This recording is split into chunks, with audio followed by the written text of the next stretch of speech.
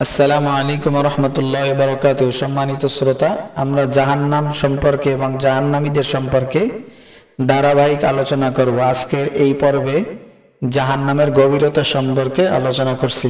হযরত আবু মুসা আশআরী রাদিয়াল্লাহু তাআলা আনহু থেকে বর্ণিত, তিনি বলেন, ক্বালা রাসূলুল্লাহ সাল্লাল্লাহু আলাইহি ওয়াসাল্লাম লাউ আন্না হাজারান উলকিয়া মিন শাফিরি জাহান্নাম হাওয়া ফি জাহান্নামা ৭০ আমান ক্বাবলা আন ইয়াবলুগা ক্বারাহা। হাদিসটির অনুবাদ হলো, হযরত আবু মুসা আশআরী রাদিয়াল্লাহু তাআলা আনহু বলেন, নবী করিম সাল্লাল্লাহু আলাইহি ওয়াসাল্লাম বলেছেন, যদি জাহান্নামের কিনারা থেকে একটি পাথর নিক্ষেপ করা হয় তবে তা জাহান্নামের তলদেশে পৌঁছাতে ৭০ বছর সময় নেবে। সহিহ মুসলিম হাদিস নম্বর 2844, আল জামিয়া তিরমিজি হাদিস নম্বর 2579, সহিহ ইবনে হিব্বান হাদিস নম্বর 7491।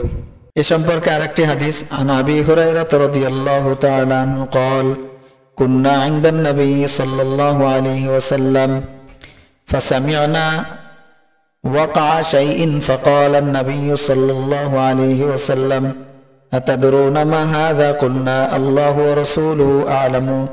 قال هذا حجر أرسل في جهنم منذ 70 خريفا فهو يهوي في النار الآن حتى انتهى إلى قعرها فسمعتم وقوعه. رواه মুসলিম। হযরত আবু হুরায়রা রাদিয়াল্লাহু তাআলা আনহু হতে বর্ণিত, তিনি বলেন, আমরা রাসূলুল্লাহ সাল্লাল্লাহু আলাইহি ওয়াসাল্লামের খেদমতে বসেছিলাম।